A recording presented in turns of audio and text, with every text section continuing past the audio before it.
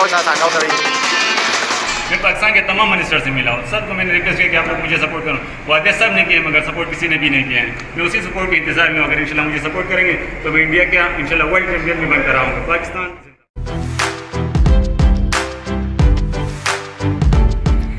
अस्सलाम वालेकुम नाज़रीन इकराम, मैं हूं मोहम्मद असलम इन्फो स्टोरीज के साथ और आज हम मौजूद हैं इस्लामाबाद के करनौल के इलाका में ढूक चौधरी और यहाँ पर हमारे साथ मौजूद है एक नौजवान जो कि पाकिस्तान के बॉक्सर है। इनका ताल्लुक क्वेटा से है। शुएब खान ज़ाहरी इनका नाम है, जो कि प्रोफेशनल बॉक्सिंग करते हैं और हाल ही में ये थाईलैंड में इंडोनेशिया के एक बॉक्सर को हरा के आए और उसके बाद इनको जो है वो भारत की जानब से चैलेंज किया गया था। ताहम स्पॉन्सरशिप ना होने की वजह से इनको जो फाइट है जो मुकर्रा अप्रैल में थी वो मुलतवी करनी पड़ी। 3 दफ़ा ये मुलतवी करनी पड़ी है।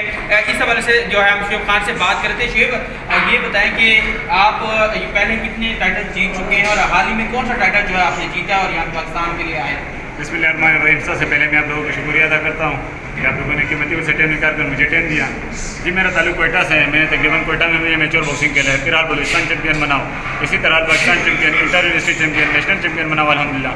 उसके बाद अभी इंशाल्लाह मैंने प्रोफेशन स्टार्ट किया, जो कि मैंने तकरीबन 3 फाइट खेले हैं। चौथा फाइट इंडोनेशियन बॉक्सर के साथ मैंने एशियन चैंपियनशिप का जीता। आज मेरा 5वां फाइट WBC सिल्वर टाइटल के इंडियन बॉक्सर के साथ, जो कि 3 दफ़ा मैंने उसको डिस्क्वालीफाई किया उस फाइट को मेरा स्पॉन्सरशिप ना होने की वजह से। इंशाल्लाह अभी आगे मैं फाइट खेलूँगा उसके साथ सितंबर में। मैं लूज़र नहीं उसके सामने, मैं इंशाल्लाह फाइट खेलूँगा और पाकिस्तान के लिए जीत जाऊँगा। सिर्फ अगर मेरे लिए कमी है तो स्पॉन्सरशिप की कमी है। मैं पाकिस्तानी कौम से और पाकिस्तानी तमाम मीडिया से मैं गुजारिश करता हूँ कि मेरी आवाज़ जो है हुकूमत बालातर तक पहुँचाएँ ताकि मुझे सपोर्ट करें इंशाल्लाह मैं पाकिस्तान। अच्छा शुएब, ये भी है कि पार्लियामेंट हाउस में जो भारत के साथ इनकी फ़ाइट है उसके लिए बाकायदा दुआ भी कीजिए। किन किन लोगों से आप मिले, किन किन ने वादे किए जो पूरे नहीं हुए?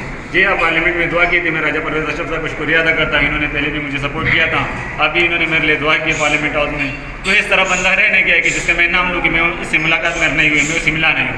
मैं पाकिस्तान के तमाम मिनिस्टर से मिला हूँ, सबको मैंने रिक्वेस्ट किया कि आप लोग मुझे सपोर्ट करो। वादे सब ने किए मगर सपोर्ट किसी ने भी नहीं किया है। मैं उसी सपोर्ट के इंतजार में हूँ। अगर इंशाल्लाह मुझे सपोर्ट करेंगे तो मैं इंडिया क्या इंशाल्लाह वर्ल्ड चैंपियन भी बनकर आऊँगा। पाकिस्तान जिंदाबाद। अच्छा, ये बताएं कि कितनी दफ़ा जो है वो अप्रैल में थी, बाद में वहाँ भी क्या करने पड़े हैं आपको भारत के सामने? यकीनन ये हमारे लिए एक एम्बेरस सूरत हाल है कि एक ऐसा नौजवान जो कि भारत को हरा सकता है और वर्ल्ड जो टाइटल हमारे ला सकता है, लेकिन उनको इनको मसला का सामना करना पड़ा।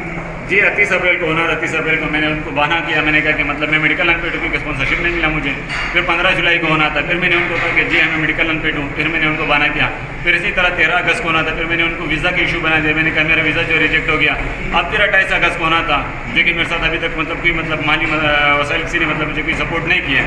अगर मुझे कोई सपोर्ट करता तो इंशाल्लाह 28 अगस्त को मैं पाकिस्तान को ये पाकिस्तान की जश्न आज़ादी का मंथ में एक गिफ्ट दे देता पाकिस्तान का विनिंग का, मगर मुझे सपोर्ट नहीं मिला। अफसोस की बात है कि मुझसे अगस्त मंथ गुजर गया और सितंबर में इंशाल्लाह अभी मैं आगे फाइट के चैलेंज रखूँगा उसके साथ, तो इंशाल्लाह मुझे सपोर्ट की ज़रूरत है। और बिल्कुल ये जो शुएब है ये हमारा असासा है, टैलेंटेड खिलाड़ी है, पाकिस्तान का नाम जो है वो रोशन कर सकते हैं। मैं आपको बताऊं कि जो पहली फाइट पे गए थे, जब हमारी इनसे बात हो रही थी तो इनका ये बताना था कि मुझे यहाँ से ये कहा गया, जो फेडरेशन है, कि आप वहाँ पे जाएँ, जब जीतेंगे तो फिर हम आपको पैसे दे देंगे।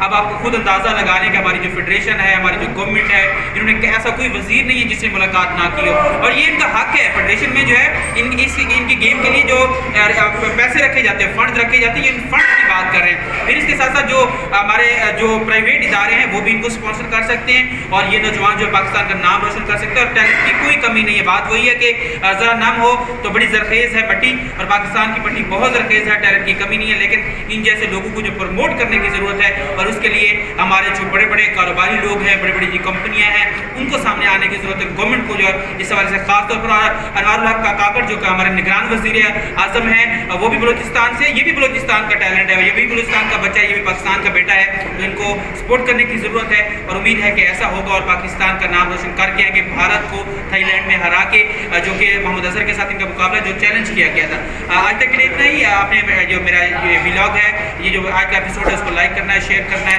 सब्सक्राइब करना है और अपना कमेंट करना है। अब तक के लिए इतना ही, इजाज़त दीजिए।